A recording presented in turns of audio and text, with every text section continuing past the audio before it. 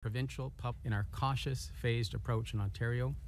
Key health and public health indicators continue to remain stable or are improving in most areas of the province. The percent positivity of tests is generally stable, and new admissions to hospital and ICU have been stable or declining. We are seeing continued decreases in the numbers of outbreaks in high-risk settings such as hospitals and long-term care homes. Our wastewater surveillance is still showing the majority of sites in the province have downward or stable trends in SARS-CoV-2 detections, although we continue to see some regional variation, especially in the north, and are monitoring fluctuations in this data.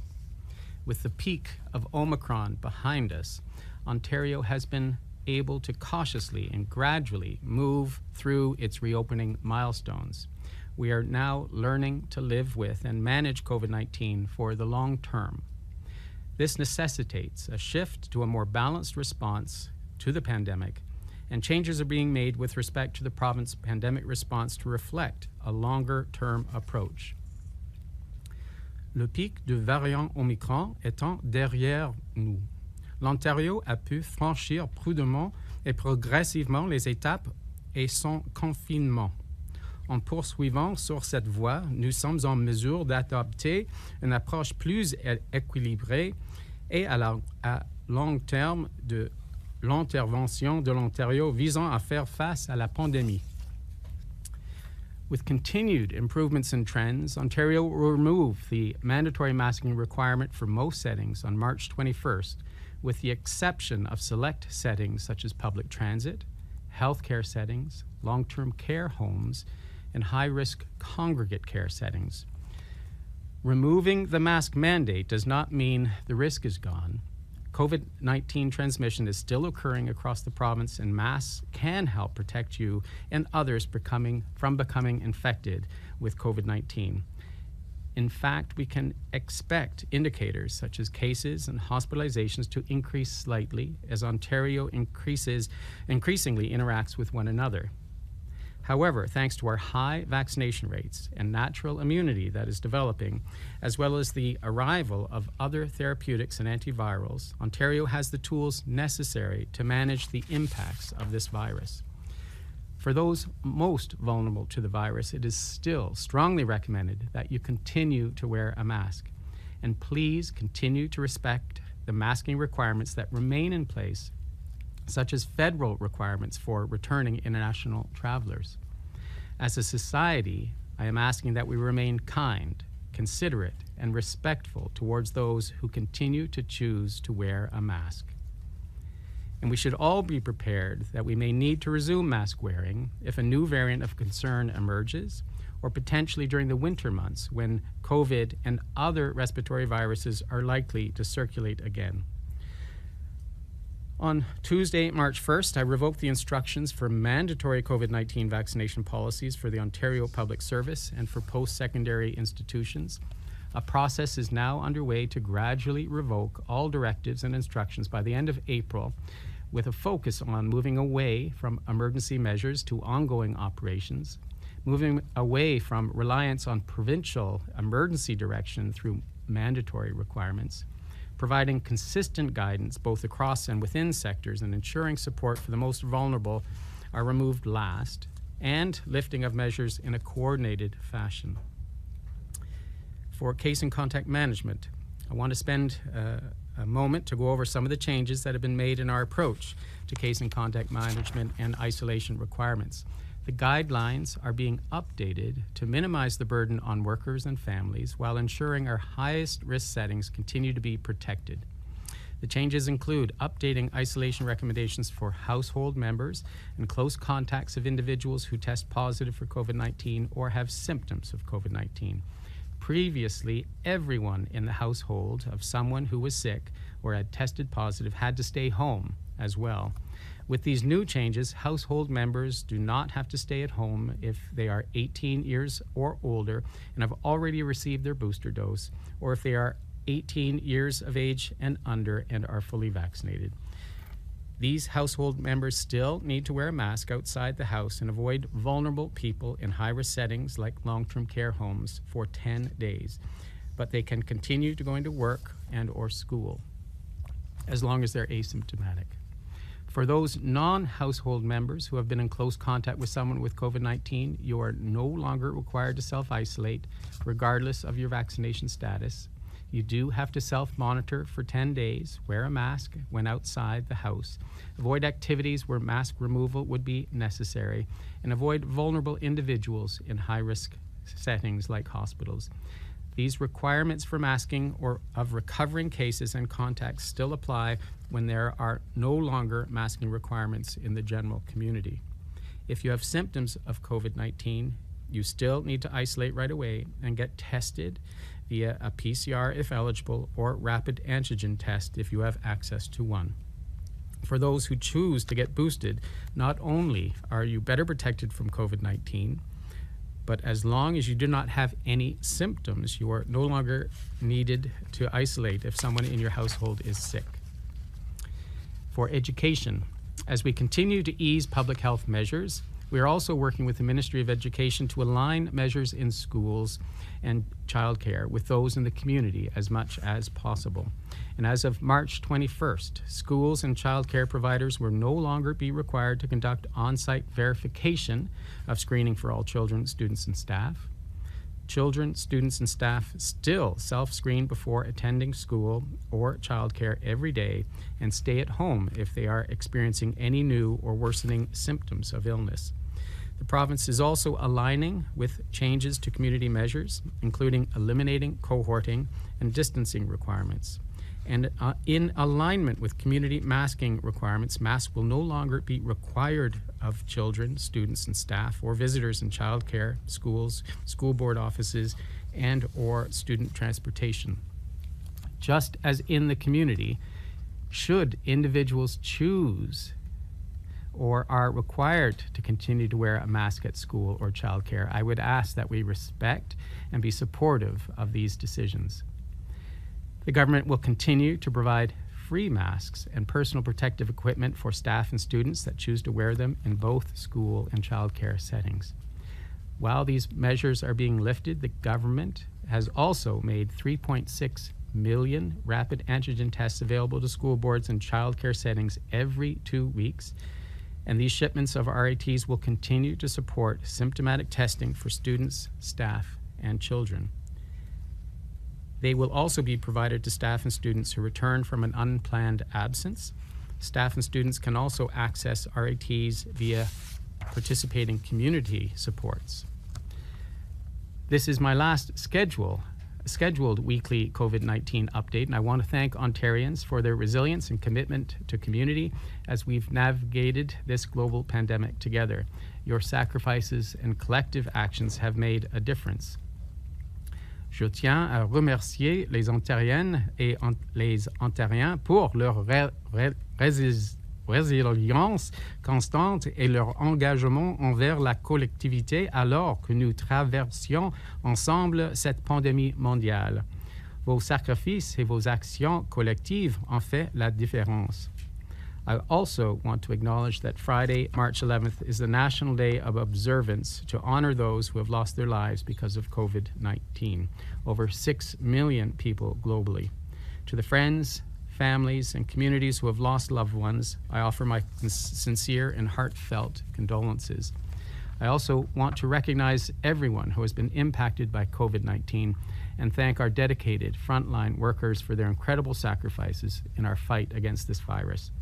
While I may not be delivering updates every week, my team and I remain steadfast in our commitment to protecting the health and safety of Ontarians, and we will closely and carefully monitor COVID-19 trends across the province. We will not hesitate to take action should the situation change, and will inform Ontarians of any significant developments. The lifting of public health and workplace safety measures and the end of weekly updates does not signal that COVID-19 has disappeared or that the pandemic is over.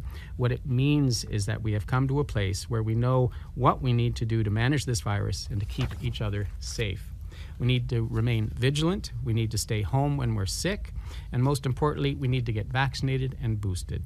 Vaccination is the best protection against COVID-19 and the best protection for the progress we have made. Bien que cela ne signifie pas que la COVID-19 a disparu ou que la pandémie est terminée, nous savons maintenant ce que nous devons faire pour gérer ce virus et assurer la sécurité de tous. Nous devons rester vigilants. Nous devons rester à la maison lorsque nous sommes malades.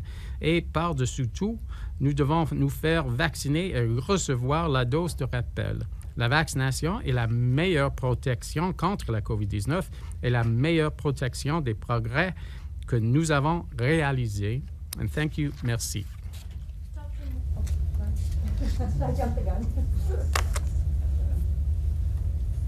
Happy to take questions. Dr. Moore, thank you. We're not doing PCR testing, or virtually no PCR testing. There's no RT value. There's sewage water, yes, but are the masks being removed from our mouths and now being put over our eyes? How are people going to be able to assess their own risk? So we have very much a robust surveillance strategy in Ontario. We'll continue to have on the ontario.ca website the updates to hospitalization across Ontario, what proportion of those hospitalizations are caused by, and happily the percent is decreasing on a weekly basis. We're now around 45% of admissions are caused by COVID-19. We'll also clearly update the ICU impact from COVID-19. We will be publishing the percentage positivity of the PCR tests that are done, and we still have a robust PCR testing strategy at around 20,000 doses, or 20,000 tests a day, and that percent positivity is remaining relatively stable. As well, on the Ontario Science Table dashboard, they are updating the surveillance from septic. So I do believe we have a robust surveillance strategy. Public Health Ontario will also be publishing the strain and strain dominance. And as you know, the whole genome sequencing remains quite robust. We'll also be partnering with our federal counterparts to understand what strains could be imported into Canada, and we'll be making that information available on a regular basis as well. So I'm confident in our surveillance strategy. Health units for the 34 regions across our province will be updating their websites to inform the public about the overall risk in their communities and the percent positivity and the rate of illness, rate of detection of positivity. Doctor, how confident are you that you had enough data to make a decision like this on masking? Well, I think we've been following the trends ever since we've experienced the start of Omicron. So to go back, we peaked around the third week of January in Ontario and have had a peak in hospitalizations in ICU at around 4,000 and 600-700 admissions to the intensive care unit. Since that time, we've seen slow and steady declines despite opening up. So on the 17th of January, we opened up our schools. On the 31st of January, we further opened up the economy. 17th went to full capacity for most venues, and then March 1st, full capacity for the large venues. So despite that progressive, phased, staged approach, we haven't seen a sudden rebound in cases or impact on the healthcare system. So our strategy has worked. In that meanwhile, we worked very diligently to increase the third dose. So over 7 million Ontarians protected with third doses. And our immunization rate at a population level for 12 and up is around over 90%. So Ontarians have come forward. They've gotten immunized and protected. We now have more therapeutics available across our clinical assessment centers. And despite progressive, phased, and staged reopening, we've not seen a significant rebound in impact on our health system. So I will monitor the situation in an ongoing fashion as we do, but I feel confident that we can do this safely. I also, though, want to encourage all Ontarians to continue to wear masks if they are vulnerable to this virus, if they've got any underlying illness, if they are immune suppressed in any way, and for us to remain kind and considerate to anyone that wants to continue to wear their mask. It is now a choice, not a mandate, and I hope anyone that remains vulnerable will continue to wear their masks. Dr. Moore, on March 3rd, the Children's Health Coalition, including CHEO and Sick Kids, had asked for you to wait 2 weeks after the return of, after March break, in order to lift any other public health measures. I understand that you may have met with them as recently as yesterday. Why was their advice to wait 2 weeks not taken? Oh, we're in regular conversation with the Children's Health Coalition. I have to thank them for the advice that they provided on an ongoing basis to my office as well as to the ministry. I think they agree that the trends across Ontario are very good, that the risk of hospitalization to children has been minimal, in that very few children have had to be admitted as a cause for COVID and or into the intensive care unit. I think today there's only 3 children across 2.75 million that are in the intensive care unit, and for the vast majority, they're recovering and going back into the community quickly. So I think they've realized the health impact because of our strong immunization strategy. It has been very good and minimized, that the hospital impact has been minimized. They were happy to hear that 91% of high school students have their 2 doses, that 55% of 5 to 11s have had their first dose, and half of them have come forward to get their second dose. So our robust immunization strategy has worked for our schools. They were also happy to hear that we continue to invest in HEPA filters. So 49,000 additional HEPA filters have been purchased and will be distributed across the education sector, that we continue to invest in environmental health cleaning, that we're encouraging every child to screen on a daily basis prior to coming school, that we have one of the most robust RAT strategies with 3.6 million RAT tests being distributed to schools every other week across Ontario. So they were very happy with that strategy. Yes, we'll have debate about when to open, but they had to agree that the impact on our health system, which is what all public health measures are intended to prevent, has worked, that our immunization strategy has worked, and that although there are differences in opinion, the health impact on our system has been minimized. Say that the timeline for all this isn't political when all the measures are basically ending right before the election campaign is going to start? So I just want to assure Ontarians that my decision-making and recommendations to government have not been affected by any understanding of the political system, that they are based on evidence and science, and that we followed a phased and staged approach. I just outlined the dates that we've followed. We've been doing every 2 weeks that we've had phased and staged reopening. It has gone very safely. This phase, we're waiting 3 full weeks to remove the last measure, which is the masking in public spaces, although I hope all Ontarians will continue to be kind and considerate and allow those that choose to wear a mask to continue to go forward and wear a mask, especially if you're vulnerable to this virus. Sorry, didn't want to interrupt. No, go ahead. I was just wondering, other than telling people to be kind to one another, have you made any recommendations to the government to make sure that there's no, intimidation with people that decide to keep wearing their mask? Yeah, I think we have to have a robust education strategy regarding when to wear a mask and who vulnerable individuals to this virus should continue to wear masks. So anyone that has had immune suppression, that's been a transplant patient, that has an underlying chronic illness or is older, should continue to wear a mask. And that communication strategy will be promoted through our local public health agencies, through direct communication to school boards and to the public. And it starts here with this discussion. I want all Ontarians to remain considerate and kind to those that choose to wear a mask. It is a means of protecting each other and reducing personal risk, and it has worked for us in the past. Dr. Peter Juni has been quoted this morning as saying not only does he think politics may be playing a role here, but he believes this decision is premature. Are you no longer taking advice from the head of the science table, sir? Well, I'm in regular contact with Dr. Juni.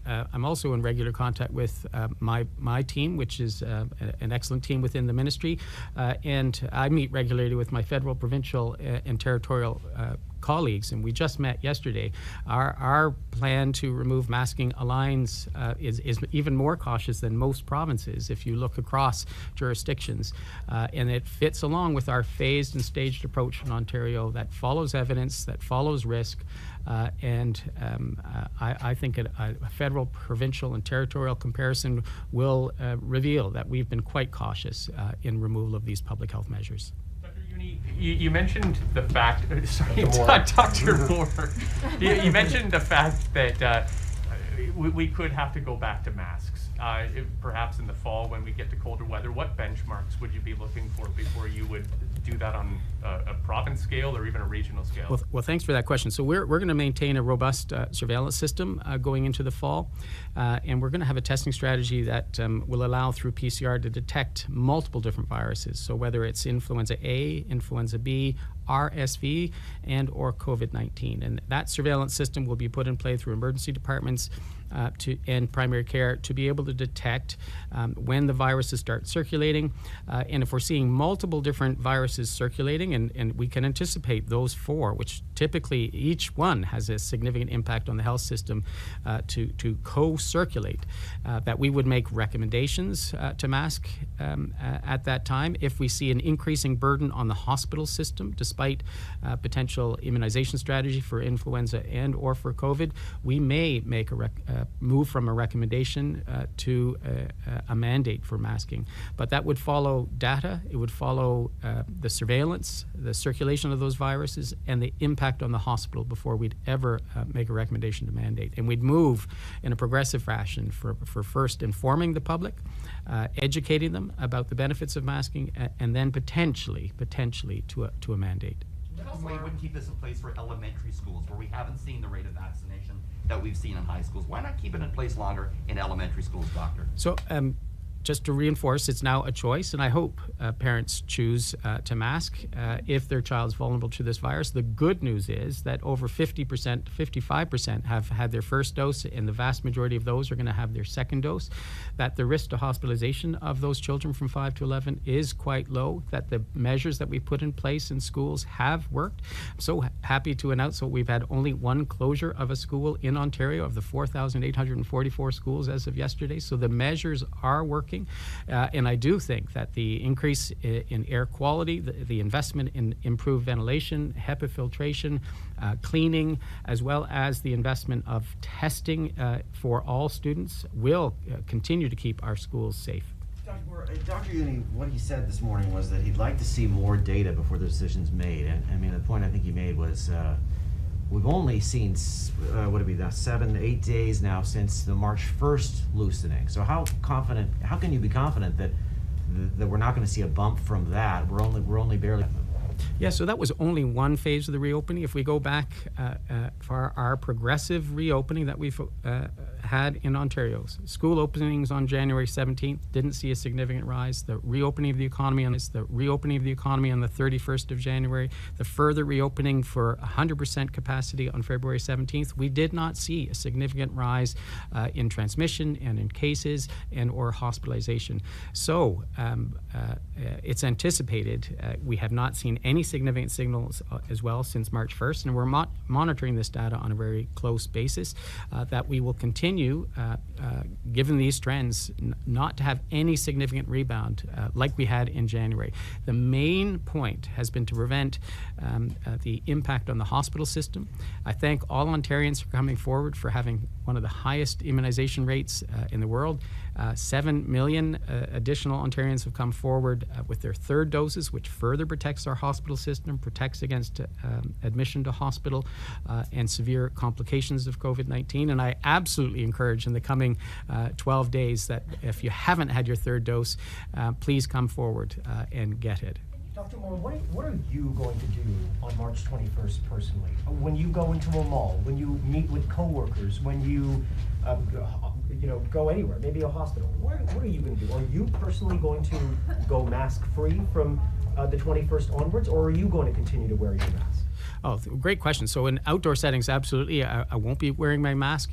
I will do a risk assessment for high-risk indoor settings. So if I go to the Eaton Centre, I'll wear my mask. If I'm on the subway, it'll be mandated, and or public bus or streetcar, I will continue to wear my mask in those environments. If I go to a busy box store, I'll put my mask on in those settings.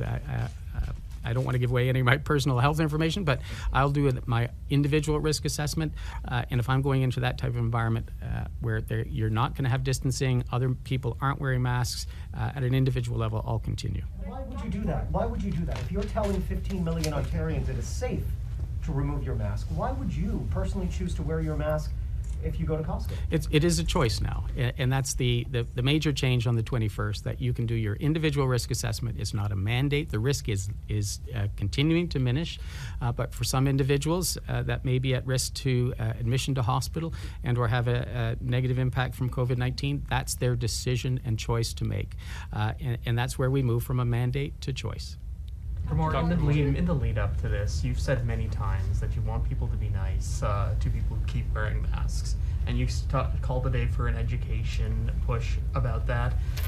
What are you expecting is going to happen? This is something you've reiterated for weeks, that people need to be nice to people who are going to continue wearing masks. Are you anticipating that there will be harassment? What is the concern here? Well, I think we've been watching the news internationally and from the United States, where there's an intolerance in some communities and some societies. I would like us to be tolerant of people's individual choices and to realize we're not finished with this pandemic, that the risk of the virus continues, and that we have to acknowledge that some people will be quite concerned with the removal of a mask mandate, and that we should give them the option of wearing a mask and wearing a mask in confidence, that they will be treated with appropriate kindness and consideration, and with no judgments being made. And I think that's an educational piece that we can all work on as a community. I think we've remained very tolerant and kind and considerate throughout this pandemic in Ontario. I would just like to see that continue.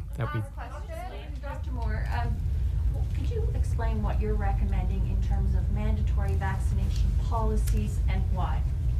So as of March 14th, we have removed any letters of instruction for immunization policies in various venues. So on the 1st, we removed them from the Ontario Public Service, as well as from colleges and universities. On the 14th, we're removing immunization policies in other sectors, knowing that each one of those sectors and private or corporations can adopt their own immunization policies going forward. But a mandate from us to have immunization and or testing is now being removed, given that the risk is less. And in many instances, I want to thank those workers and those environments that have come forward. They have very, very high immunization rates. Are you now saying that it's actually safe for an unvaccinated person to work in a long-term care home? Because that's one of the mandatory policies that's going to end on the 14th. Like, can you actually explain the science behind that? So first of all, they have a directive from the minister that they have achieved 100% immunization of 2 doses for all workers in their sector. A significant proportion, I think it's in the 80s, have come forward and gotten their 3rd doses in that sector. The most important component now going forward is maintaining that high level of immunization and immunity, but also adhering to all best practices in infection prevention and control. And I think that has to be operationalized across the long-term care and retirement home sector, and we're going to work with them to ensure that there's a smooth transition from a directive or letter of instruction to operationalizing all the lessons learned from the pandemic. Thanks, everyone. That was the last question. Wear a mask if you want to be safe, but we've been told the whole pandemic that it works. We're wearing them to protect others. So what's changed about the science now that you'll be protected if only you are wearing one, but everyone else in this room isn't? So the risk now is less than it was in the 1st, 2nd, or 3rd week of January, and because the risk is less, our public health recommendations have to be proportionate, they have to be balanced, and you have to recognize you can't mandate masking forever, that it has to be eventually an individual choice based on an individual's risk assessment. And we're at that point by March 21st that we're asking Ontarians to do an individual assessment, acknowledging that the risk remains, but that we're well over the peak of activity across Ontario, and we have to learn to live with this virus. Many have been infected already and recovered. Many have had their 3rd doses and are prepared to not have to mask in public spaces. And we have to acknowledge that they have that right now to not have to wear a mask, and that each individual has to do their own risk assessment.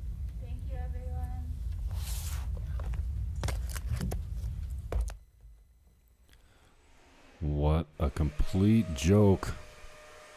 Political theater. for the insane and the fearful. Oh, man. I don't know what to tell you. Well, maybe we can pick up Justin Trudeau. Justine.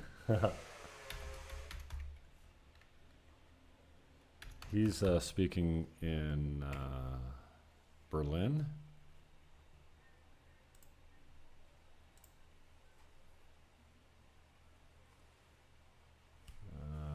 Is this it?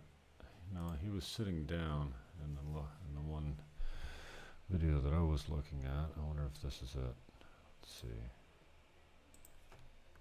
But anyway, let's go through some of the what's. Hang on, this is CBC. I'm picking it up here. Look at this fucking cuck.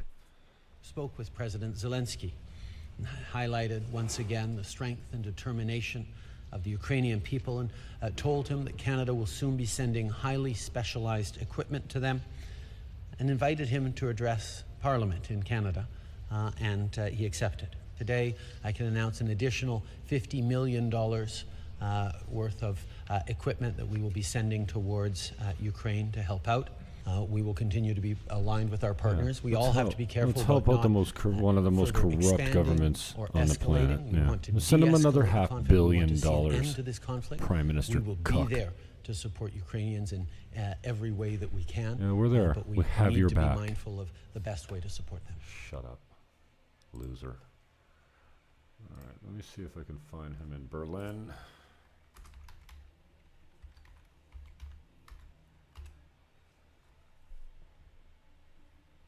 It was just on CBC. Speaking of CBC, we can pick them up. Sorry, it's be not, lifted for it's not most HD, settings, sorry. not all. They will be lifted in schools. They will not be lifted on public transit, healthcare settings, long-term care homes, retirement homes. Another big change though for schools on March 21st, cohorting will be ended. No more cohorting of children, no more daily screening of COVID-19 symptoms on site. Children, staff will still have to do that self-screening tool before they leave home, but once they get to school, the school staff will no longer have to verify that screening on site. The next big date on the calendar, April 20. CBC is such fucking garbage. All right, here comes Prime Minister Cook. Very well together during the CETA negotiations, and you've always been a friend and an ally. There's no sense starting a new stream. We'll just tack it on to the end of this I'm one. looking forward to my conversation with Anna and with all of you. I want to thank Atlantic Brücke for the Munich Security Conference. The sound of this man's voice grinds my nerves to the point of violence. It's also very good to see Ambassador Huysgen today. Christoph, I will always remember that during your final closing speech at the UN Security Council, you chose to take part of your time to call once again for the freedom of Michael Kovrig and Michael Spavor, two Canadians who were arbitrarily detained in China. Thanks in part to your advocacy and the advocacy of friends and allies around the world, those two men are at home now. Thank you, Christoph.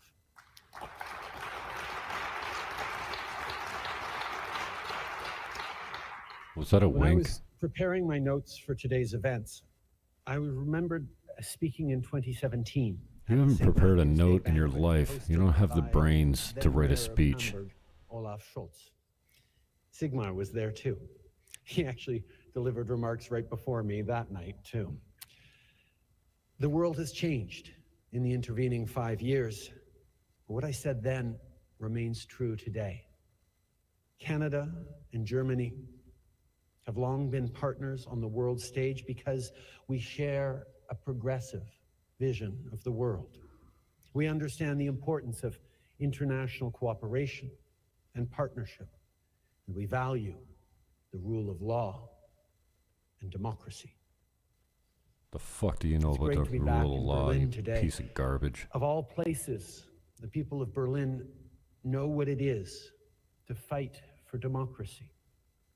I don't have to tell you how much work it takes, because you already understand that democracy never happens by accident.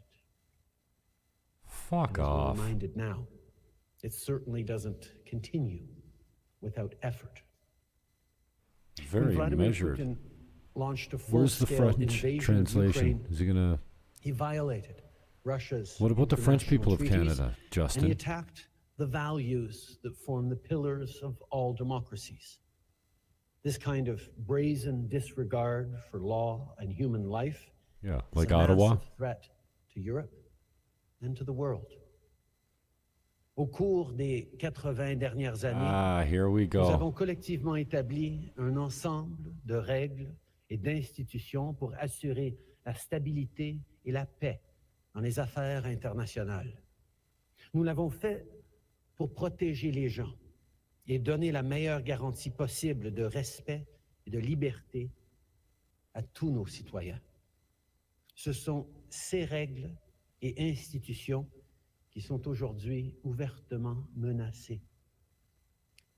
President Zelensky and the Ukrainian people who are demonstrating so much courage and resilience, they're not only defending their country, they're defending the democratic values that are so important to all of us. They're standing up to authoritarianism.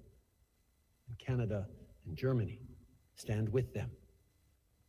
With our allies and partners, we've put in place the toughest sanctions ever imposed on a major economy. We're making sure Putin is held accountable for his actions. Canada also remains unwavering in our support for NATO.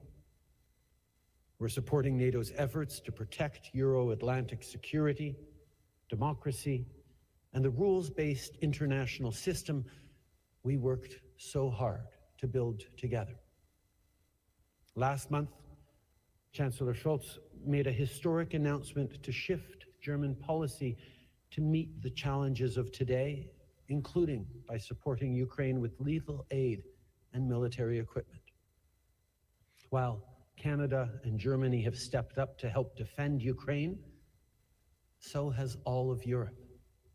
Under the leadership of President von der Leyen, a proud European and a proud German, the European Union is mobilized to defend democracy. And in this, Germany and the European Union can count on the full support of Canada. Now, Vladimir Putin is undoubtedly a threat to Ukrainians and a threat to people beyond their borders. But even as we are clear-eyed about the challenge he represents, we mustn't despair.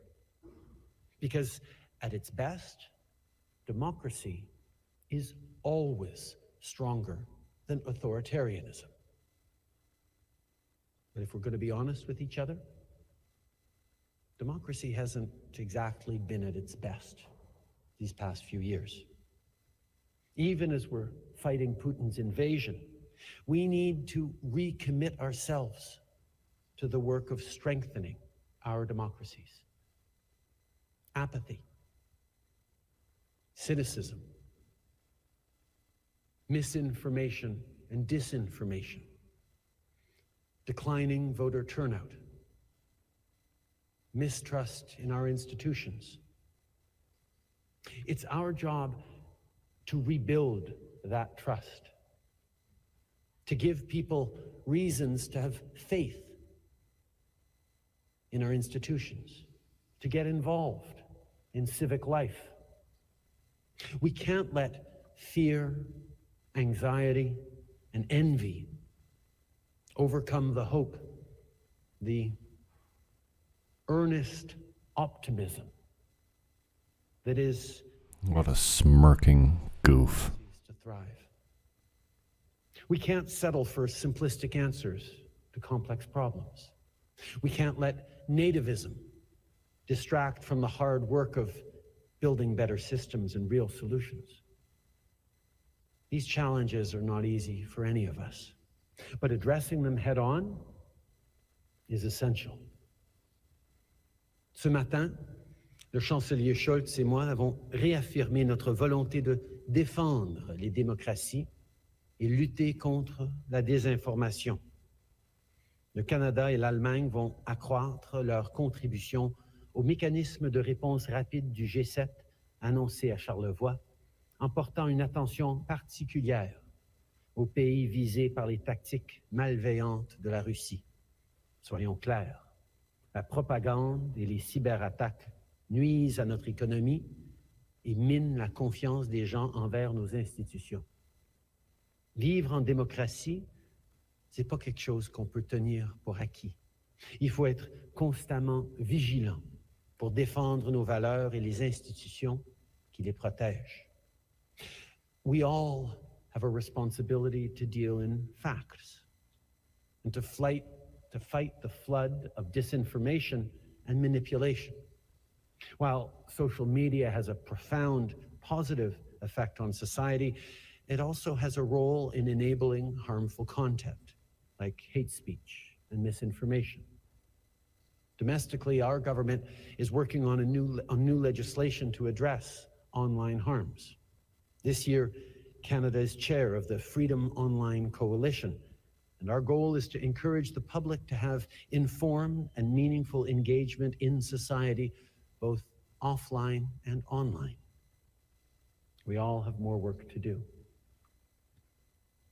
In the 1930s, Thomas Mann described how democracy is built on the respect for the infinite dignity of each individual. One of the most powerful ideas Canada hopes to share with the world is our deep and abiding belief in diversity. Not only do we believe in it, we embrace it. Although that's not to say we have it all figured out. We're making progress, but there is always more work to be done on fighting systemic racism, on gender equality, on defending LGBTQ Fuck's sakes, here we go. Systemic racism isn't a thing, you cock. Reconciliation with Indigenous peoples. Last summer, Mary Simon became the first Indigenous Governor General. Dude, you trampled an Indigenous lady that was peacefully protesting in Ottawa with the RCMP horses. Fuck off. She led Canada's delegation at the Frankfurt Book Fair. Because it's only through sharing knowledge and listening to Indigenous people's perspectives that we can hope to fully achieve reconciliation. That's why we need to stay open to hearing their truths and honoring their stories through books, oral history, and celebrating together their culture. The respect for the infinite dignity of each individual means no one should get left out.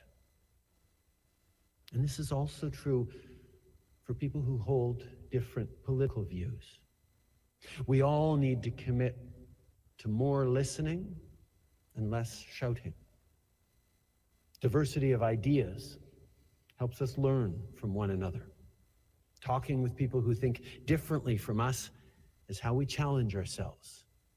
And challenging ourselves is how we grow.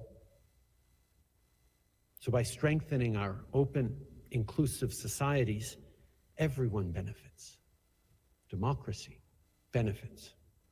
It's true for Canada, it's true for Germany, and it's true for everyone around the world. Il y a encore beaucoup de défis devant nous. La guerre en Ukraine, la pandémie, la crise climatique.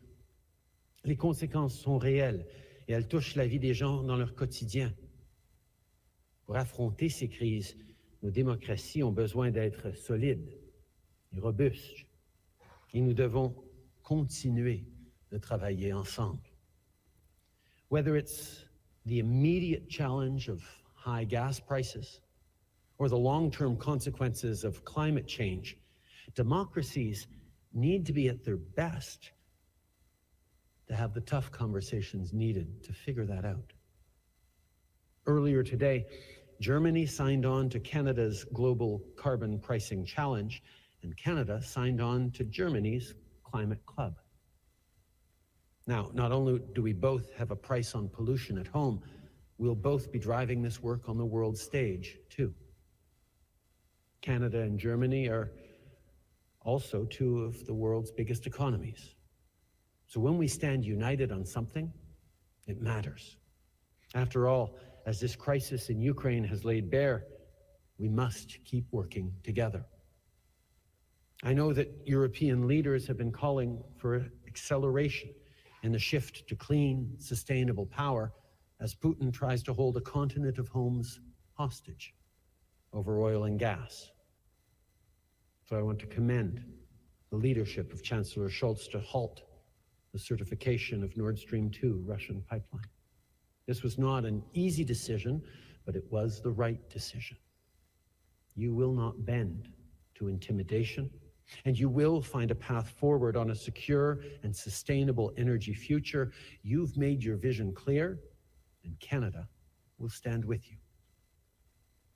My friends, as long as we don't take our democracy for granted, as long as we keep working to make it better, as long as we stay united, we needn't ever feel intimidated by tyrants. Over the past years, Putin made the mistake of seeing disagreements as division and debates as weakness. It's actually our greatest strength. This Friday will mark 2 years since the World Health Organization declared COVID-19 a pandemic. This health crisis has been a challenge unlike any other, but it also showed how people stepped up for one another. Everyone rolled up their sleeves and worked together.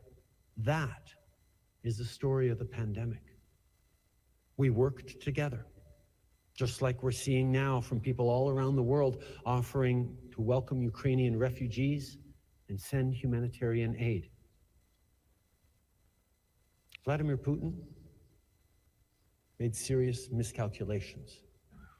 He underestimated the incredible courage of the Ukrainian people, and he underestimated the resolve and unity of democratic allies and partners in the face of authoritarianism. En ces jours sombres, le courage des Ukrainiens est une source d'inspiration pour toute la planète. We have to continue fighting lies with truth, fear with facts, division with unity. As you all know, the Atlantic Brücke turns 70 years old this year. I can tell you that this bridge of transatlantic cooperation between our nations will remain strong and sturdy for many years to come. Like I said, a lot has changed since I was in Hamburg 5 years ago. However, the importance of working together to allow democracy to flourish and ultimately to prevail is as true today as it was then. Democracy is not just a concept in a political science textbook. It's our everyday lives. Standing up for our shared values requires constant efforts.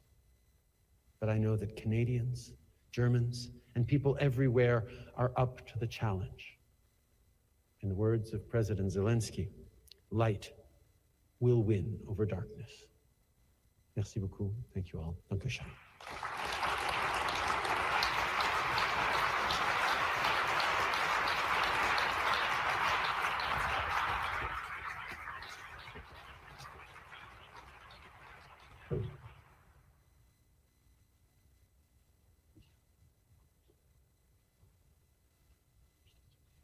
Mr. Prime Minister, this is a very tough act to follow. Thank you very much for a wonderful, wonderful speech. Prime Minister, it's wonderful to have you here.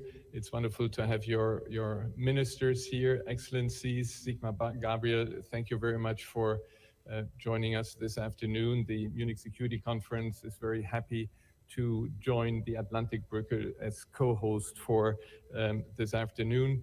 And I would like to start by thanking Sigmar Gabriel for making the point about CETA. I think it cannot be that 5 years after the closure of negotiations, whereas Krista Freeland, who worked around the clock, we all remember your fight for it, that the German parliament has not ratified. I don't know if there are parliamentarians here, but I think it must be a must, it's an anachronism that in these days the Parliament still has not ratified the agreement. Prime Minister also come with a little task for Canada at the end, but I think we have to do our homework here. When I look back at my years as diplomatic advisor to the Chancellor, and when I look back also to the years in the UN, I must say there was no country that we worked closer with than Canada. And this is not only to please you here, but when I look back how closely we worked with Christia very closely, not on CETA, on Ukraine, 2014, 15, and what followed. You have in your staff one, which I tell you a secret now, I think you didn't know that, but he is a German spy. You have Peter Böhm, who is your Sherpa, and with him to prepare the G7 summit, the G20 summit, has always been a pleasure. And I don't know if his English is as good as his German. He's a great guy. In New York, I had two ambassadors I worked with. They were both outstanding diplomats, Marc-André Blanchard and Bob Ray. Marc Blanchard and we ran against each other for a seat in the Security Council. He lost, so it was a bit easier for me to maintain this good relationship with him. But he's really a great guy who I continue to be. Seriously, these clowns are just practicing their stand-up routines. You think it's fucking funny? Here comes the Great Reset. Don't expect a kiss first. We worked together in New York. You mentioned my final speech in New York in the Security Council, where I raised human rights. We raised human rights towards Russia, towards China.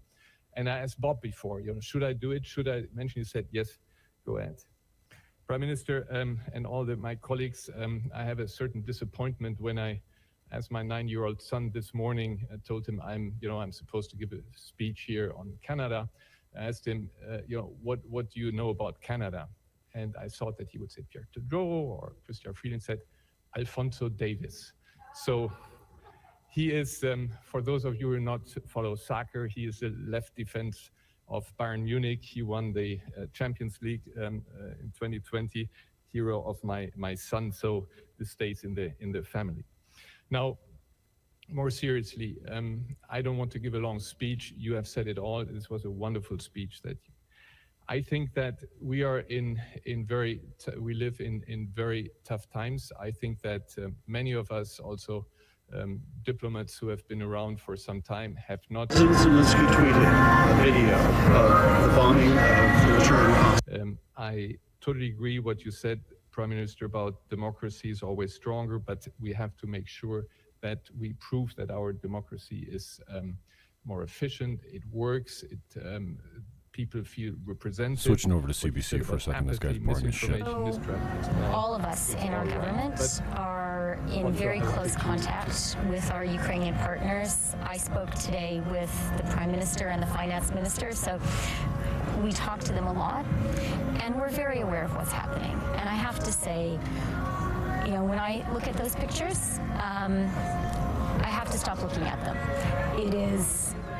We need to stop looking at you. Gross. Happening in Ukraine, and I think a person would have to have a heart of stone to not be moved, and to not be moved by the appeals of President Zelensky. We're supporting him a lot. We're supporting him with the toughest sanction regime a major economy has ever faced. We're supporting him with direct lethal aid, and Canada's playing an important role there. But the reality is, when it comes to the actual fighting, the Ukrainians are fighting alone. And they're fighting for all of us, but they're fighting alone. So I have to say, speaking for myself as a person, I find those appeals incredibly moving.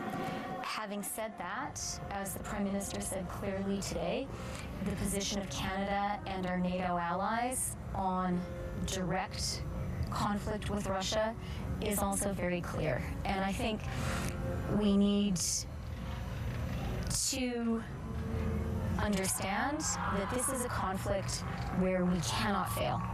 We must win.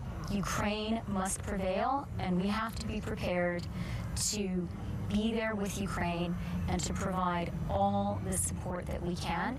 At the same time, we need to be very, very thoughtful around escalation. And that's the line that we're walking. But are we, is the West losing its humanity? Well, first and foremost, what the West is doing is to support Ukraine and President Zelensky. And that is why President Zelensky and Prime Minister Trudeau has been in close contact. I think that looking at this conflict on a geopolitical level is you can't find a better friend than Canada for Ukraine. That being said, it is completely outrageous what is happening right now. It has a human toll. That's exactly what Krisha just mentioned. And we're very seized of this. We're all very emotionally involved in this conflict. This is a fight between right and wrong, between truth and falsehood. We know that. And that's why we're here. That's exactly why.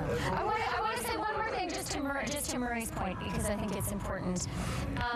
Don't underestimate the power of the world's democracies working together with Ukraine to come up with new creative ways to support Ukraine.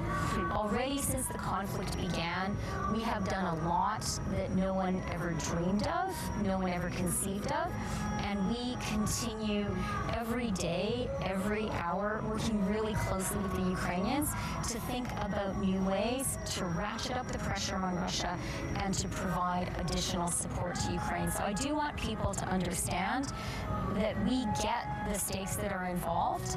This is a must-win situation, and expect continued support and continued pressure in novel ways. Does that mean that Canada has to increase its defense budget? You have a budget coming up.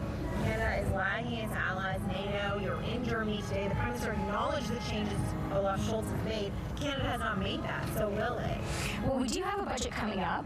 I'm not going to make budget announcements today, but one of the reasons that I am here is because the geopolitical situation has just changed tremendously, the geopolitical and geoeconomic situation, and it's very important and valuable for me as we finalize the budget to have some first-hand conversations about exactly the changes on the ground. And certainly defense spending is something we have to look at carefully. Does that mean the security, when you're saying the geopolitical changes, are you saying that Canada needs a stronger security system in this new shifting world? I'm saying exactly what I said. I think that Putin's invasion of Ukraine is a pivotal moment for the world, and it's a pivotal moment for Canada.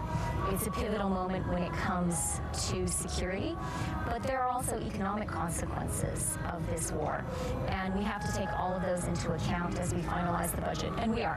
Can I ask you about the Prime Minister and the remarks afterwards?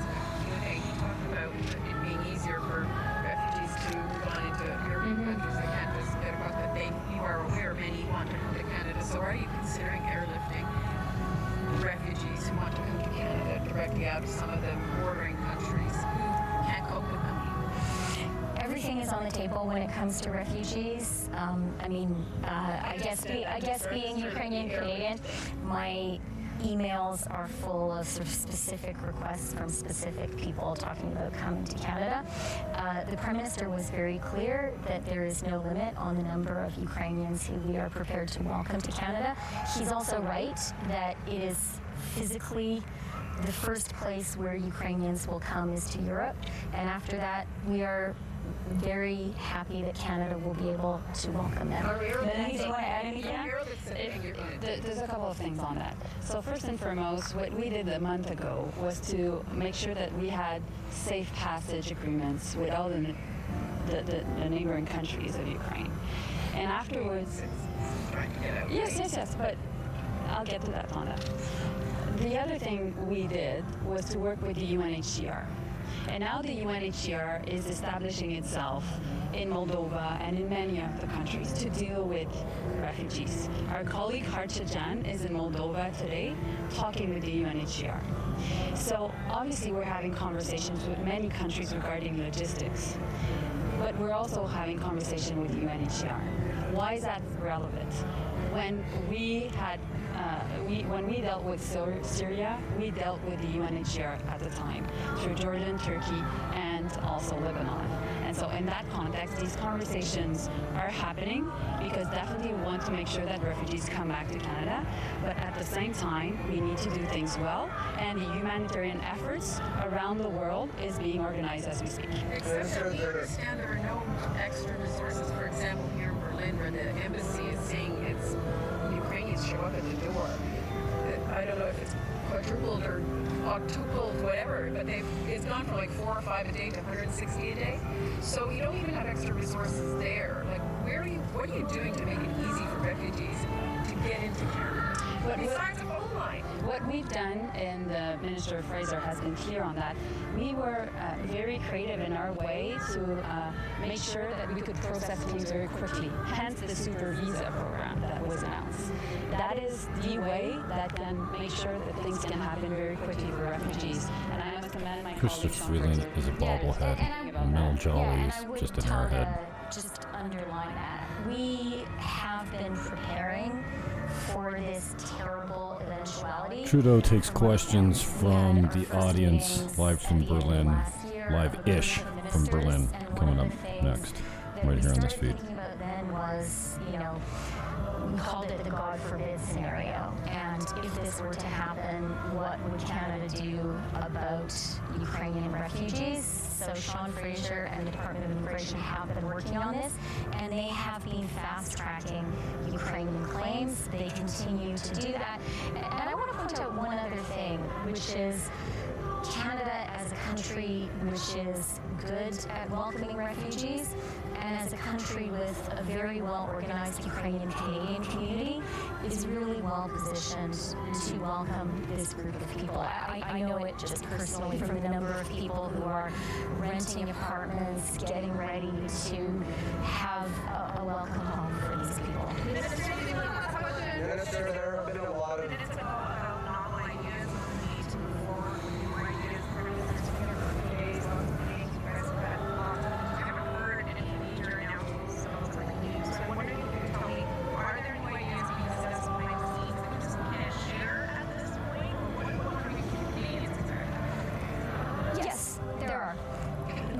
We need to work on them with our partners because that's how we can be most effective. But I really want to assure you, everyone now understands in the Alliance of Democracies that this is a fight that we can win and that we must win. And I think we really have to recognize the extraordinary role the people of Ukraine have played.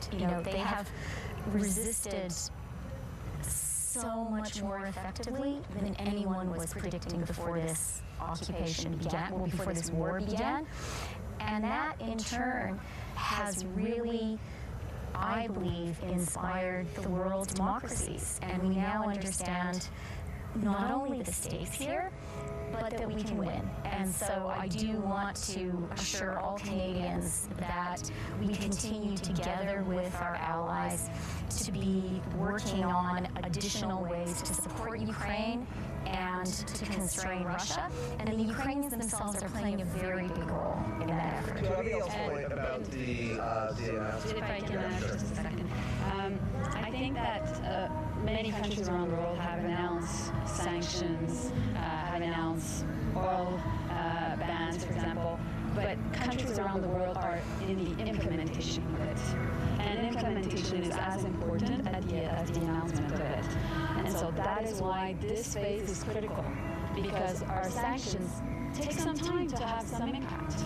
But it's starting to have impact in Russia, and we know this is having an impact also on really the Russian regime. The second thing I would say is more sanctions are coming, and you'll have more information in due course. And I want to just build on one thing that Melanie has said. There are some actions where we need to act together with our allies to have an impact. The de-swifting of Russian banks is one example. The actions on the reserves of the Central Bank of Russia is another. There are some areas where we've judged we could move first and maybe inspire our partners to also move. An example of that would be Canada choosing to stop importing Russian oil and gas. We were the first country to do that, and you see others are moving in that direction. Another example is our decision to deny most favored nation status to Russia and Belarus. Only North Korea previously was in that position, and you're now seeing in the US, in the EU, in the UK, a real desire to move in that direction. So that is another way in which Canada can have an impact and is having an impact. What proportion of the military aid that's been announced by the government has already arrived in Ukraine? Well, at this stage, when it comes to the deliveries, for security and strategic reasons, we're making sure that we keep this information within the ministry. You don't have any precise numbers? Well, we know that our first deliveries were done with a lot of success. The Prime Minister mentioned it. We're continuing to work with our allies on this. But it's very important that not only is this help be found, announced, but that it gets there and that it gets in the hands of the right people. So that is what we are working on every day. And I would like to add that our colleague Anita Anand is working in close collaboration with her Ukrainian counterpart, and the Ukrainians,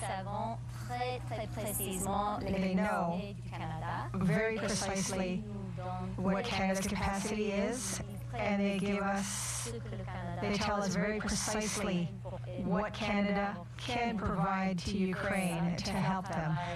So Anita is doing this work in close collaboration with Ukrainians. It's very efficient. For a moment. We're so generous. I know it is. Thank you guys.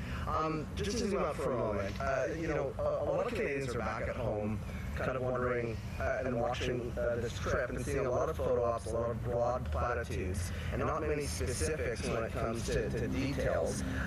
Why couldn't these meetings been done from Canada? Why does the Prime Minister, the Deputy Prime Minister, the Minister of Foreign Affairs, and the Defence Minister need to be in Europe right now when there are a lot of domestic issues at home that are very important, and some people view this as a photo op trip to Europe? Well, the only person I've heard saying that is you. But let me just say that this is a really, really important trip for the Prime Minister and for Canada. The Russian invasion of Ukraine is the most important geopolitical issue in the world right now. And the fact that the Prime Minister has been able this week to have direct conversations with our leading partners around the world is absolutely essential. It is his responsibility and his duty at this critical moment to be here having those direct conversations, particularly because Canada and the Prime Minister himself has a very close relationship with Ukraine. We have a very good understanding of what the Ukrainians need, and having the Prime Minister able to have those conversations makes a big difference. And I will point out, these are very sensitive security issues, and it's hard to have these conversations even over secure lines. So it makes a big, big difference to have these conversations and to have these meetings. I would say that you could judge us as a government to be derelict in our duty to Canadians and the world were we not rolling up our sleeves and being involved in these direct, very substantive conversations. If I can add, dealing with millions of people being Ukraine, throughout Europe being dispersed, and thousands of lives at stake, and millions of lives at stake is not fun to do. And I don't think Canadians need that. The American president is doing it from... Well, my colleague Lincoln and Canada. Kamala Harris is in Poland. So just to say, I reject your question. Yeah. And not only that, I would say that Canadians expect us to be here, and that's exactly why we're here. I will be having supper tonight with the German finance minister. That is an important relationship and an important conversation for me in understanding what the economic impacts of this war are as we finalize our budget. How do you feel being in front of the wall, a symbol of division in Europe? J'étais ici, pas à Berlin, mais I was here, not in Berlin, but in Europe. L'Union soviétique, c'est fini. When the Soviet Union fell. And it was a very joyous time for Germans, for all of Eastern Europe, and also for the people in the Soviet Union. It was a moment of liberation. And for me personally, on the one hand, it's a very sad moment to know that conflicts in Europe are not finished, that freedom and democracy are still threatened. But I totally agree with the Prime Minister.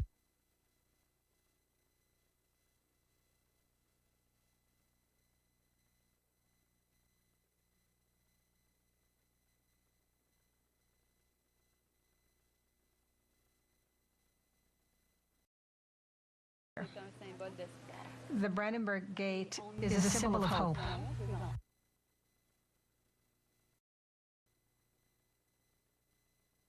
Find a solution to stop this war. For my part, my spouse is of German origins. The family was devastated by war. His grandmother left Germany after the war. So coming here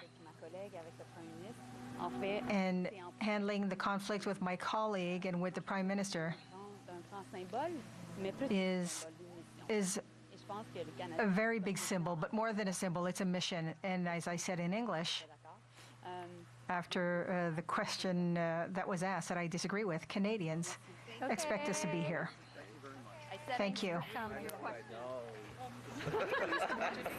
You heard it here live on CBC News Network. Canada's Deputy Prime Minister Chrystia Freeland and Foreign Minister Melanie Joly in Berlin. The Prime Minister Justin Trudeau was inside that very building. He was holding a discussion about foreign policy, and then reporters speaking with the two ministers just outside. So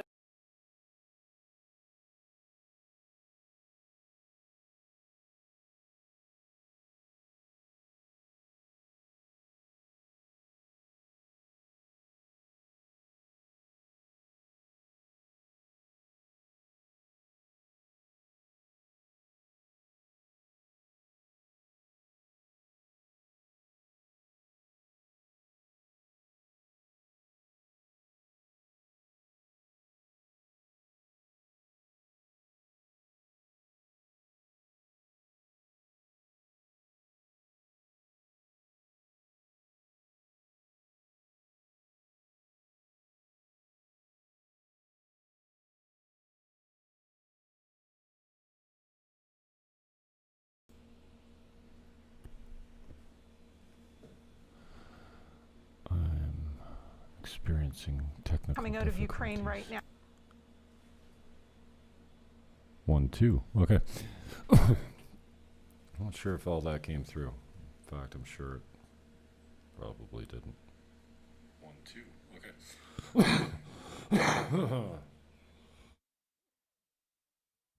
Maybe it did. I'll just reiterate that these are two of the most unqualified politicians on the planet. Chrystia Freeland is a journalist and nothing more. She has no qualifications to be the Minister of Finance. She has no knowledge on monetary policy.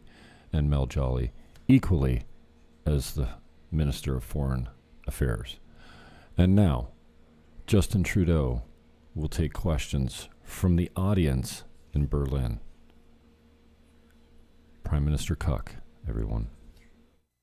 This the United Nations and the cooperation in that framework. So thank you very much again, Prime Minister, for coming, and looking forward to the debate. Thank you. Debate. Debate. Yeah, this should be fun.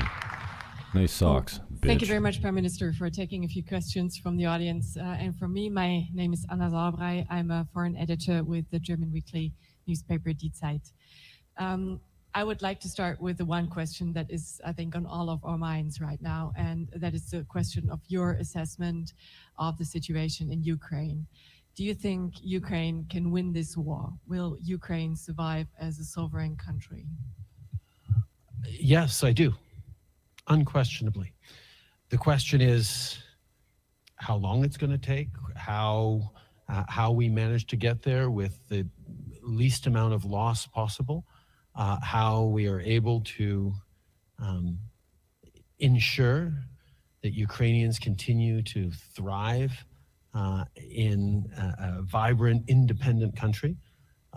Russia's invasion of a sovereign, independent neighbor for narrow, not even narrow, very personal self-interests by Vladimir Putin. It's not in the interest of the Russian people to be invading Ukraine. And the world is strong and united against it. We are focused on not seeing escalation or expansion, because that would be bad for everyone. But we are going to continue to stand with Ukraine as long as it takes. The sanctions that we've put in on Russia will be able to stay in place as long as necessary to ensure a free and independent Ukraine once again. Canada has been on the forefront of supporting Ukraine. You've just announced another $1 million package of military aid today. Still, Ukraine says it needs more. It needs a no-fly zone over Ukraine. Would you support that? Are there any circumstances that Europe and Canada can go further? First of all, a little history. Canada supports Ukraine for two reasons. One, because we have shared values, a shared desire to stand up for what is right, and it is wrong to illegally, arbitrarily violate the territorial integrity and sovereign of a democratic country that is choosing its own path forward. So we stand because of the wrongness of what Putin is doing, but we also stand for very personal historical reasons. After Ukraine itself and Russia, Canada has the largest number of Ukrainian descendants in the world.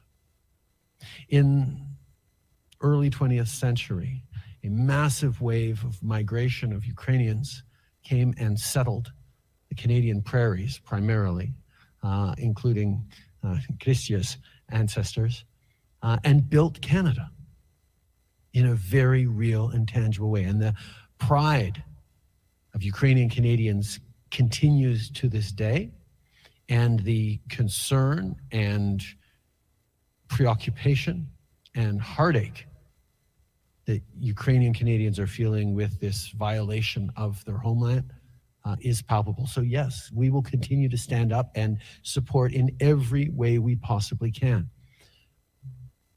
But NATO has made the determination, and we agree and stand with NATO, that direct conflict between NATO planes or fighters and Russia would not bring about a better outcome for Ukrainians, nor would it bring out a better outcome, especially for the rest of the world. That the crippling sanctions we are putting forward, the condemnation of the world, and let us be clear, yes, this is a European conflict, but it has ramifications around the world. And in my conversations and my foreign minister and finance minister's conversations with people around the world, African leaders to Asian leaders to everywhere, the principles at play here, this sort of neo-colonialism that Putin is engaged in, this violent overturning of rules and principles that we all agree to abide by through the UN Charter, is a threat to stability, prosperity, and peace everywhere around the world. And that's why an unprecedented condemnation of 141 countries at the UN is a clear signal that we are all not backing down from this fight. One last question from me, maybe you can get yourselves ready to ask your questions. But I wanted to ask about something that Europeans are very scared about, and that is Vladimir Putin's threat to use nuclear weapons. He has put Russia's nuclear forces on a special regime of combat duty. Do you take that threat seriously? Does your government take that threat seriously? We always take all potential threats to Canada extremely seriously, and the threat of nuclear war is one that Canada has long stood against. Back in history, we were one of the few countries many decades ago that was offered nuclear weapons in the Cold War, and we chose to say no. We steadfastly decided that nuclear armaments was not the right path forward for us, and obviously not for the world either. But we continue to make sure that we're doing everything we can to avoid that. The concern is that Putin is in a situation where there's no easy out for him, because the path to victory is extremely unclear right now. Even if he were to be able to occupy all of Ukraine, the crippling sanctions that the world has put on Russian leaders and on the Russian economy means that over the coming years of the very difficult occupation of Ukraine, Russians will continue to suffer tremendously because of Vladimir Putin. So we just need to continue to look for negotiated outcomes, look for a way to de-escalate, but we are going to do that in a way that recognizes the fundamental violation of international law that Putin is responsible for, and let Ukrainians decide on the path they want forward. The international community is busy leaning in and talking and trying to look for paths through this, but nothing about the Ukrainians without the Ukrainians is something that we have to stay true to. Thank you. I've got one question here in the second row. Please introduce yourselves and make it brief, because the Prime Minister and his delegation have to leave on time. Sorry, here's a mic for you. I see. My name is Christian Krinky, and I studied at the international law 60 years ago, or a little bit more than 60.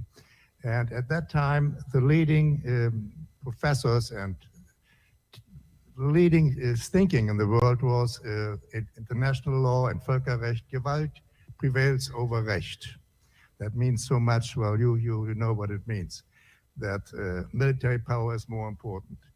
And this all has changed now. This all has changed now. And my feeling is you not personally, but you too, are condemned to win this.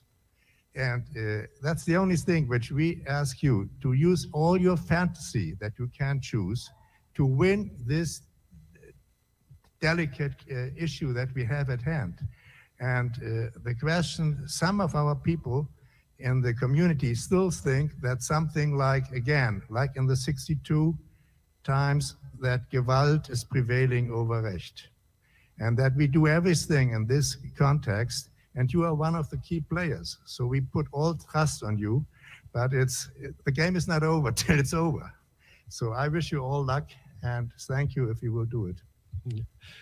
Thank you. I think for a lot of citizens, they said, well, Russia just invaded militarily Ukraine. Surely, if you want to stand for Ukrainians, the response has to be military. Well, actually, we have more and better tools than that now. The power we have, that we have built up over the past 75 years of unprecedented peace and stability around the world, means that we have the tools to damage the Putin regime far more effectively than we ever could with tanks and missiles. That they chose to overturn 75 years of rules-based order of peace, and by ensuring that they do not benefit from the growth and the prosperity that those 75 years of peace and stability has given the world, is one of the best ways to make sure that they lose, and that's exactly what we're doing. So thank you for your words. Are there any more questions? Your chance. Yes, please.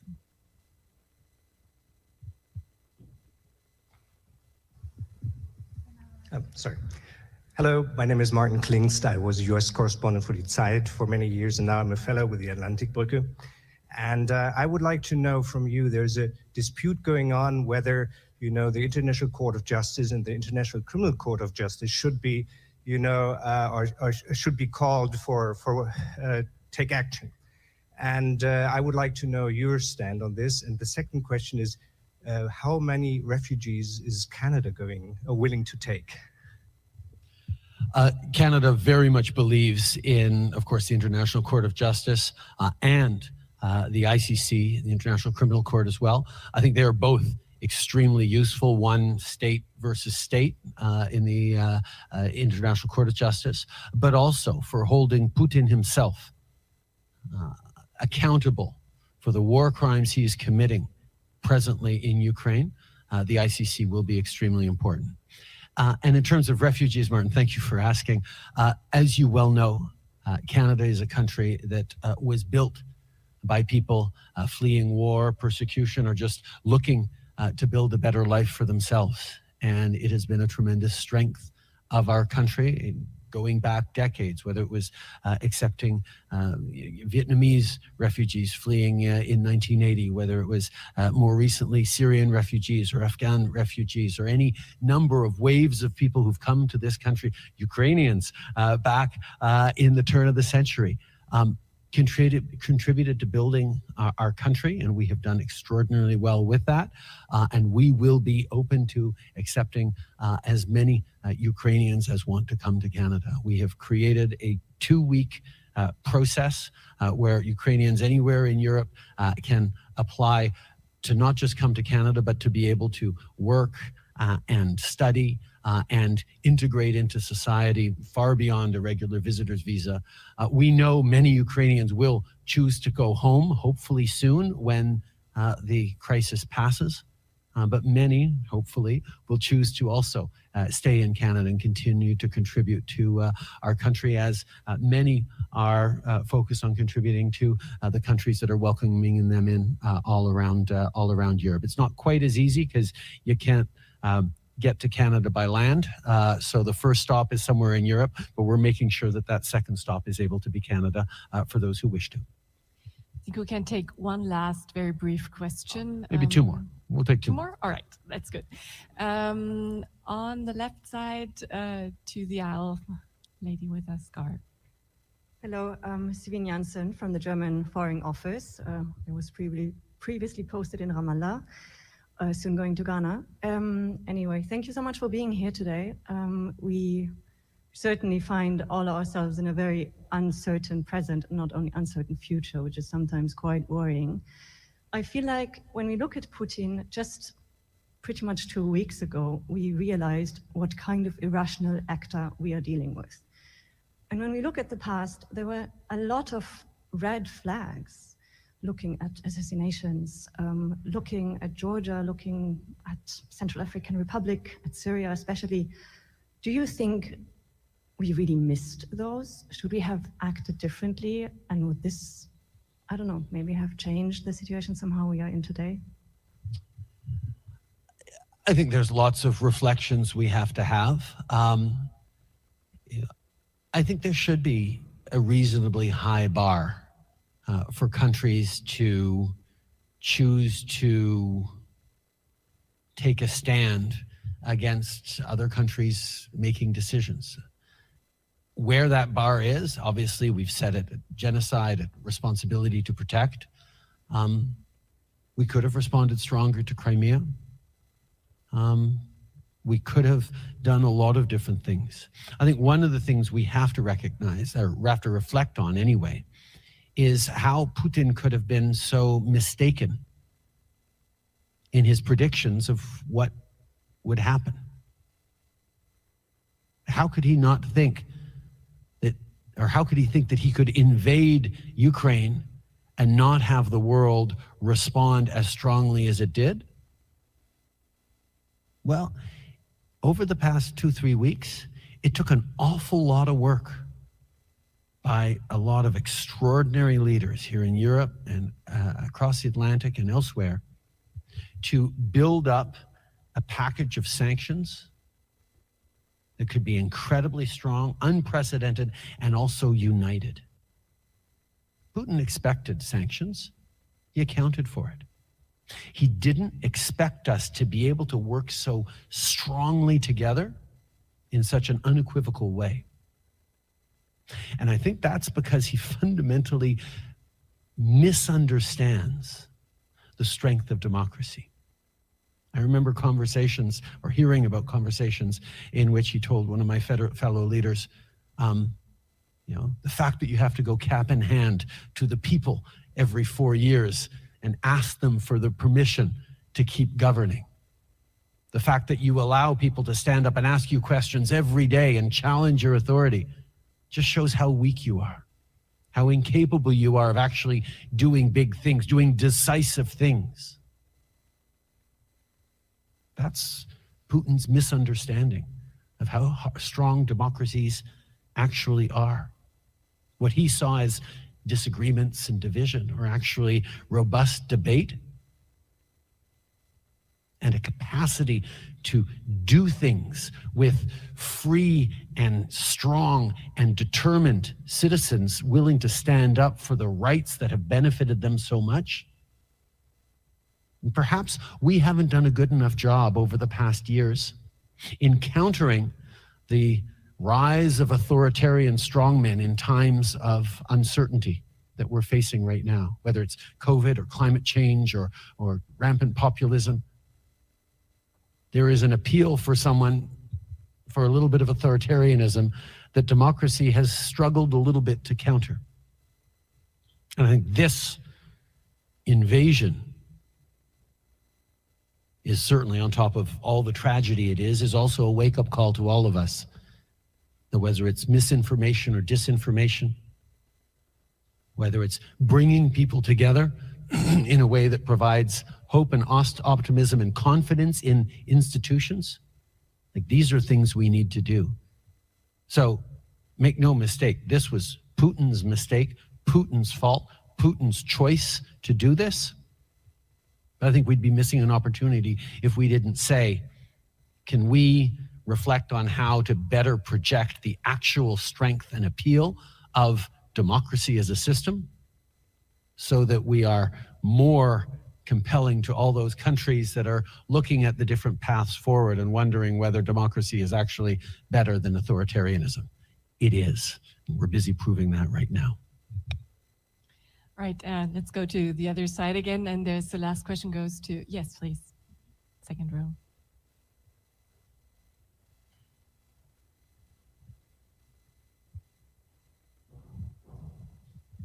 Thank you very much. Prime Minister, you made reference to CETA, as did Ambassador Heusken, as well as Sigmar Gabriel. So as a trade lawyer and partner with Baker McKenzie and a board member of Atlantic Brücke, I'm of course very interested to hear an update from you, or Christian actually. And the second part of the question would relate to future free trade agreements. So where do you see the future in terms of including sustainability aspects in free trade agreements? Thank you. Outstanding question. To go to your second part, I think there has been a sense rising over the past years that trade deals have hurt people, that freer trade is not a good thing for our world, for our individual countries. And it's based on the fact that even though freer trade always creates more growth, more prosperity, it doesn't automatically ensure that the fruits of that growth, that prosperity is fairly or evenly distributed to people within the countries that engage in freer trade. And therefore, the case against globalization that is being made in so many populist corners is not so much a case that free trade is bad, but that it hasn't benefited enough people in society. And that's where what we've done with CETA, which was one of the most progressive trade deals ever signed, is build in labor standards, environmental standards, an expectation that spells out how the benefits make sure they go to working people, to unions, to protect the environment, that it's not a race to the bottom to maximize the profits for a few, as sometimes international trade has done. But instead is actually opportunities for small businesses to engage in more trade, for workers to find better jobs and better careers, for people to understand that the connections around the world do create more wealth that can benefit everyone. And that's the challenge we tried to tackle with CETA. And quite frankly, over the past 7 years, something like that, since I've been in office, since 2015, 7 years now, we actually became the only G7 country with a free trade deal with every other G7 country in the world. And we did it at a time where people were turning towards protectionism and against globalization. The way we were able to do that was by making a case for trade that benefits everyone, for growth that benefits everyone. And that certainly was at the heart of CETA. And in terms of ratification, CETA is right now about 90 or 95% in place. Businesses in Germany, in countries across Europe and in Canada are benefiting from CETA in massive ways, and we're seeing the trade balance go up. But there are final formalizations that come with ratification, which would be a good thing. And my single argument always on this is I meet regularly European progressives who say, we believe in free trade. We're just not big fans of CETA. And my question for them is, if you can't agree to a free trade deal with progressive, forward-thinking, friendly Canada, and how can you imagine that you'd be in favor of a free trade deal with anybody else? You can't say you're pro-free trade and say, but not with Canada. Come on. And that argument tends to carry the day. Merci beaucoup tout le monde. Thank you so much. Thank you very much, Prime Minister. Thank you. And thank you all for your questions. Well, underwhelming, to say the least. Just like our state broadcasting system, the CBC, which is still going off with the propaganda piece. I'm not going to subject you to much more of that or this. Maybe just a little bit. For weeks, months, and even years. Anyways, like, subscribe, share it around. And on a personal note, business note, the Caribbean Diamond, Chiquita Beach, is listed. It's 10 rooms, 1.3 million. Some decent numbers. It's got an unfinished penthouse if you want to expand it a little further, and plans to build another 6-unit building approved in the also be issuing subpoenas approved. for Chief Superintendent Chris Leather, as well as it has an on-site Superintendent restaurant. Darren Campbell. Those two individuals And, were the people who were providing updates in the... hopefully you're not getting this audio through there. Yeah. Caribbean Diamond, 1.3 million. Great numbers. We have the Performa. There's a video online of it, which will be breaking shortly. And then we have another one in downtown Sosua, 21 rooms, a 4-year-old, basically a brand new building, 21 rooms, full security, and every penny accounted for. Every single dollar that this business has taken in is being reported and accounted for. And it's at 2.1 million, 21 rooms in downtown Sosua with an on-site restaurant and bar. 2.1 million, 21 rooms, downtown Sosua. It'll be breaking later this week. Peace, love, hug your neighbor, and whatever you do, rip that diaper off your face. I love you. I am